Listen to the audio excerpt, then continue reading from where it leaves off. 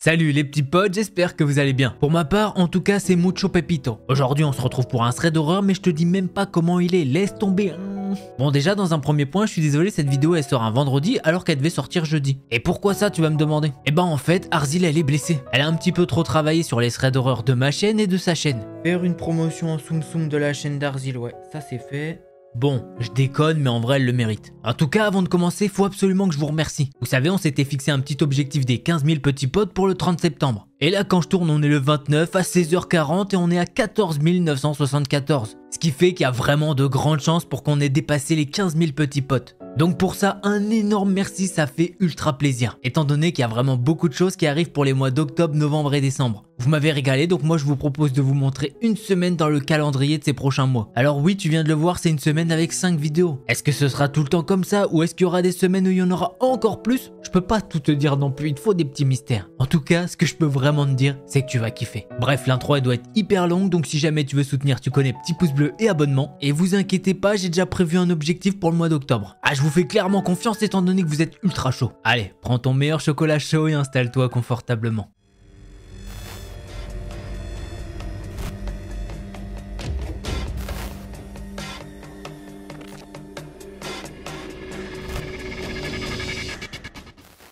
Bon, je te le dis, rien que l'introduction du thread d'horreur, elle est différente de d'habitude. Ça commence par un meurtre, une rencontre. Ouais, je sais, on dirait un jour une histoire à l'ancienne, mais c'est pas ça. En fait, un meurtre, une rencontre, eh bien c'est comme ça que Laurent il a rencontré sa femme Isabelle. Lors de leur première année à l'université, eh bien le dortoir des filles, il a dû fermer ses portes, puisque la police a retrouvé un cadavre là-bas. La fille qui est retrouvée morte dans le dortoir, eh bien c'est quelqu'un que Laurent connaît. Et Isabelle, c'est une amie de la victime. Sur la scène de crime, il y a eu 42 coups de poignard. Et c'est déjà fou, mais le problème c'est que c'est pas tout. Le tueur, il a réussi à emporter les yeux de la victime, son nez et sa bouche. Alors oui, c'est clairement un truc de fou. Mais il y a quand même une chose étrange. Il y a littéralement personne qui a entendu la victime crier. Pourtant, il y avait bien du monde dans les chambres ici et là. Revenons à Isabelle qui, elle, vit à quelques pièces de la scène. Et Laurent, la première fois qu'il a vu Isabelle, elle était au centre de la foule. Elle était en train de faire un énorme câlin à Christy, la colocataire de la victime. Autant vous dire que toutes les filles là-bas sont totalement terrifiées. Pour vous dire, à 98%, elles sont toujours en pyjama. Laurent, il regarde un petit peu toute cette scène et à un moment, son regard va croiser celui d'Isabelle. Il a pu voir qu'elle avait des beaux yeux bleus. Mais dans son regard, forcément, il peut voir qu'elle est énormément triste. Et surtout effrayée. C'est pour ça qu'il va se rapprocher d'elle. Il a un petit sentiment, comme ça, il sent qu'il doit la protéger. Du coup, il s'est rapproché d'elle et lui a demandé s'il pouvait l'aider d'une quelconque manière. Et au final, il a passé la journée avec Isabelle et ils se sont occupés de Christy. Après ça, Isabelle et Laurent, ils sont quasiment inséparables. Il est là pour elle quand la police a annoncé qu'elle essayait de rechercher le tueur mais qu'elle n'avait aucune piste. Et à partir de là, il y a eu un autre meurtre dans une autre université dans une ville un petit peu plus loin. Et les journaux locaux ont fini par appeler cet individu le boucher de l'université. À ce moment-là, Isabelle, elle est vraiment pas au top de sa forme. Et elle passe quasiment la plupart de son temps dans la chambre de Laurent. Bon, le temps passe et Isabelle, elle se spécialise en littérature. Alors de temps en temps, Laurent, il trouve des petites notes par-ci par-là dans sa chambre. Et bon, ça le dérange pas du tout. Puisque Isabelle, elle est gentille, c'est quelqu'un de drôle et puis elle est belle. D'ailleurs, en parlant d'Isabelle, elle a toujours vécu une vie normale. Elle aime ses parents, elle a 2 sœurs qui sont beaucoup plus jeunes qu'elle. Et Laurent, la première fois qu'il a vu les parents d'Isabelle, c'était à Noël. Pareil, les parents d'Isabelle, c'est vraiment des petites crèmes. Ils sont gentils, chaleureux, ils sont vraiment accueillants. À tel point que Laurent, il se dit même que ses parents, ils font pas aussi bien.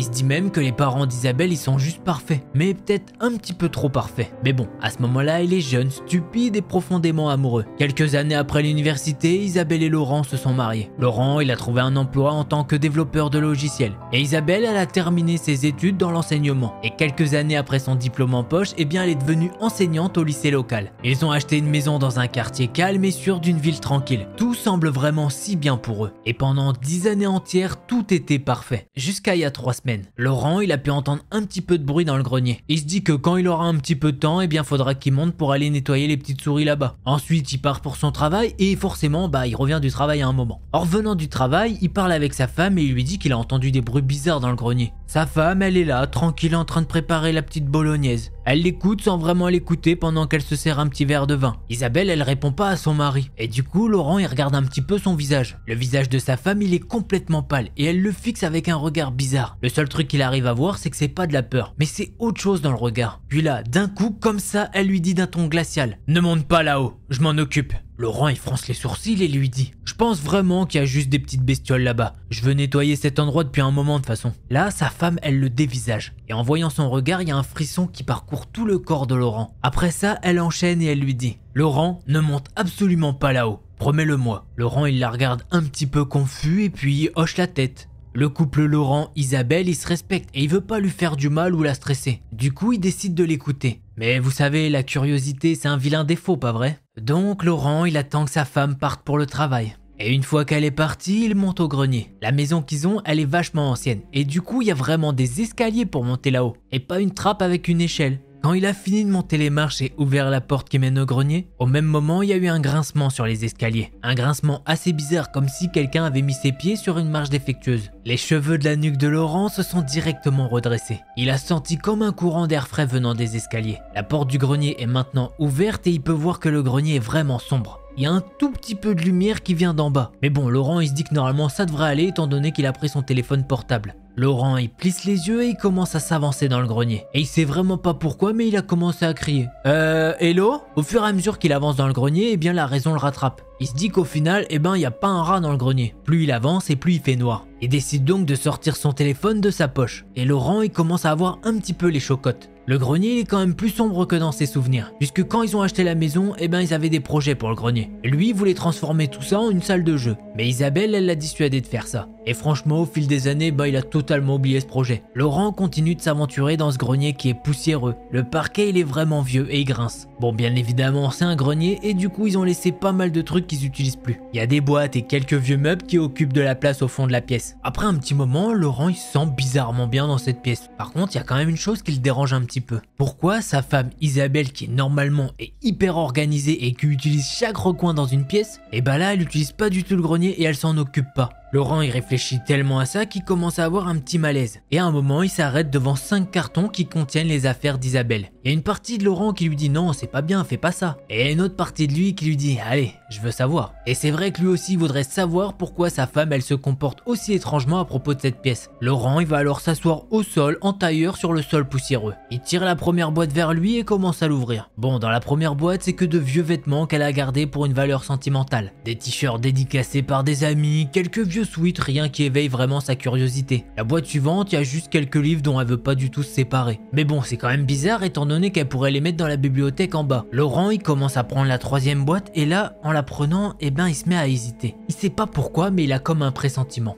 Il se dit que s'il ouvre cette boîte, il va découvrir la vérité et que sa vie va changer pour tout jamais. Mais bon, il décide de prendre cette boîte et de l'ouvrir soigneusement. Il décide alors de regarder à l'intérieur et en voyant ce qu'il y a dedans, il pousse un soupir de soulagement. Dans ce carton, il y a que des photos encadrées et 2 albums photos. Il prend le premier album photo et il commence à le feuilleter. Il y a une photo d'Isabelle qui a environ 4 ans et ses 2 petites sœurs de 2 ans. Après ça, il y a des photos de ses parents, de elle et de Laurent. Sauf qu'en voyant ça, il bug un petit peu. Il se dit pourquoi elle a mis tout ça au grenier et pas en bas. Et là, de nouveau, il va avoir un frisson étrange qui lui parcourt le corps. Dans le carton, il reste encore un autre grand album en cuir noir. Il prend l'album, il le met sur ses genoux et il attend avant de l'ouvrir. Et oui, son cœur il se met à palpiter vraiment beaucoup. Mais il se décide quand même d'ouvrir la première page. Là, il peut voir une grande photo en noir et blanc d'une petite fille qui est sur une balançoire et qui regarde face à la caméra. À première vue, il nous dit que la photo elle est quand même un petit peu effrayante. Mais c'est pas ce qu'il y a au premier plan qui est vraiment effrayant. En fait, derrière la petite fille se trouve une autre petite fille vêtue d'une robe blanche qui se tient à la lisière des bois. Et cette petite fille regarde la fille qui est en train de faire de la balançoire. Et alors là, c'est ultra perturbant pour Laurent étant donné qu'il peut nous dire qu'il peut limite sentir le regard de la petite fille dans les bois. Il est tellement pas bien qu'il décide donc de tourner la page. Et c'est pareil, il y a une photo de la petite fille qui fait de la balançoire. Et il y a également la petite fille avec sa robe blanche. Sauf que maintenant, elle est un petit peu plus proche. Par contre, il y a quelque chose qui change pas, elle arrête pas de regarder la fille sur la balançoire. Laurent, en voyant ça, il décide de tourner les pages une à une. Et page après page, on voit cette petite fille qui vit sa vie tranquillement. Et au fur et à mesure des pages, la petite fille qui est dans le fond se rapproche de plus en plus.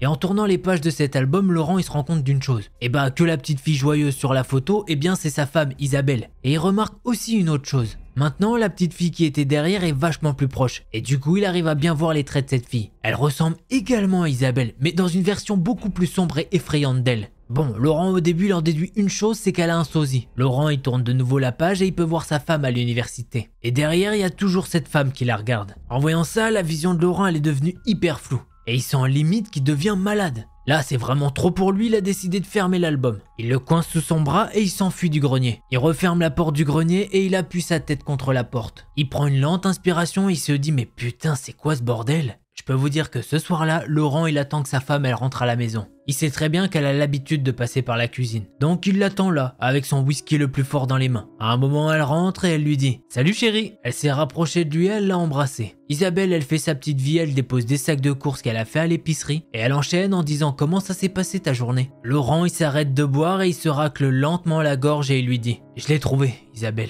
Sa femme, elle était en train de ranger les aliments, mais quand elle a entendu ça, elle s'est directement arrêtée. Elle pose ce qu'elle a dans la main et elle fronce les sourcils et elle lui dit « Qu'est-ce que tu veux dire ?» Laurent, il soulève délicatement l'album qu'il avait sous les genoux et il le pose sur la table. « Alors c'est pour ça que tu voulais pas que j'aille dans le grenier ?» Isabelle regarde l'album et son mari. L'album, son mari. Et là, son visage va pâlir comme si elle avait vu un fantôme. Elle lui dit alors « J'ai jamais vu ça de ma vie. » Puis là, sans dire un mot, elle sort de la pièce. Laurent, il lui court après et il lui dit « Isabelle, sérieusement ? C'est qui la fille derrière toi? Putain, regarde-moi quand je te parle !» Laurent, il saisit le bras de sa femme et il la fait tourner vers lui. Là, Isabelle, elle apprécie pas du tout et elle le gifle violemment. À savoir que normalement, sa femme, elle engueule même pas le chat qui fait un petit peu de conneries. En sachant ça, Laurent, il la regarde bouche bée. Isabelle monte les escaliers et va dans leur chambre en claquant la porte. Laurent, sans s'en rendre compte, il avait encore l'album dans les mains. Et l'album, il commence à faire son poids. Sauf qu'au même moment, Laurent, il peut entendre quelque chose de bizarre. Le même grincement qu'il avait entendu dans les escaliers pour aller au grenier. Sauf que maintenant, il a l'impression que ce bruit vient de leur chambre. Laurent, il se demande, mais c'est quoi ce putain de bordel? Là, il s'est mis à regarder le plafond et il a pu entendre comme si quelqu'un grattait. Laurent, il avance tout doucement dans l'obscurité des escaliers. Et il se dit, mais pourquoi elle a pas allumé les lumières quand elle est montée là-haut? Il s'avance dans le couloir du haut et il se met à crier « Isabelle ?» Au début, il peut entendre aucune réponse. Mais après un certain temps, il peut entendre une voix aiguë se moquer littéralement de lui dans l'ombre. Là, le sang de Laurent va se glacer. Il est terrifié à la seule pensée que sa femme peut être en danger. Il a alors monté les escaliers jusqu'à la porte de leur chambre.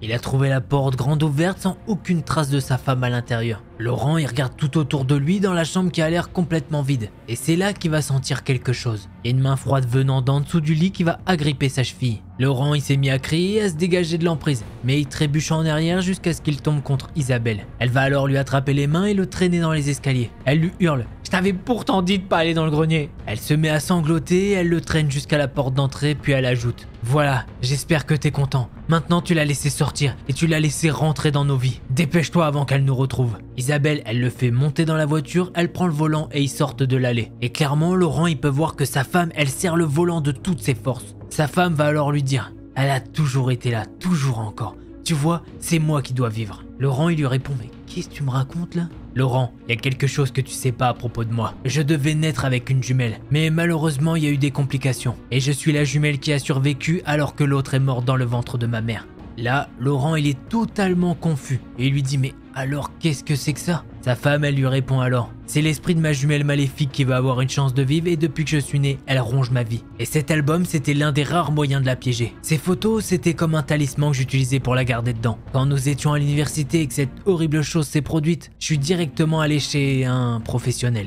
Et le professionnel m'a aidé à la piéger. Là, Laurent, il va directement la couper et lui dire « Alors, si je comprends bien, j'ai ouvert l'album et je l'ai laissé sortir. » Elle hoche la tête et un soupir s'échappe de ses lèvres. Elle enchaîne alors en lui disant « Elle veut être à ma place, tu comprends? Elle ne s'arrêtera pas tant qu'elle n'aura pas tout absorbé de moi. » Au même moment, Laurent, il tourne sa tête et il peut voir du mouvement. Il se retourne alors et il peut voir la chose qui est censée être sa femme derrière. Et cette femme lui sourit. Laurent, il s'est mis à crier comme pas possible. Et Isabelle, elle a totalement paniqué en entendant ça. Et malheureusement, ils n'ont pas pu voir le camion arriver devant eux. Quelque temps après, Laurent il s'est réveillé à l'hôpital. Un policier se tenait à côté de lui quand il s'est réveillé. Laurent se réveille et la première chose auquel il pense, eh bien c'est Isabelle. Chaque partie de son corps lui fait vraiment mal. Il demande alors à l'officier « Mais où est ma femme ?» Le policier lui dit alors « Monsieur Taylor, je suis désolé de vous informer que votre femme a été tuée dans un accident. Vous le comprendrez bien, cette nouvelle elle met une énorme claque dans la tête de Laurent. Il se met à hurler et à pleurer en même temps. Le policier va lui dire « Monsieur, je suis désolé de votre perte, mais vous allez devoir répondre à quelques questions pour nous. » Le policier il se met à sortir un dossier et il le regarde attentivement. Tout d'abord, nous aimerions savoir pourquoi l'ADN de votre femme est apparu dans une série d'affaires de meurtre. Connaissez-vous l'affaire du boucher de l'université? Et voilà, c'est ainsi que se termine cette histoire folle. Eh ben, on peut le dire, ouais, c'est une histoire de fou malade. En tout cas, j'espère que vous l'avez aimé. Si c'est le cas, bah, petit pouce bleu et abonnement. Si jamais tu veux un petit peu plus de thread horreur, je t'invite à aller voir un de ces deux-là. En attendant la prochaine vidéo, portez-vous bien. Tchuss les petits potes.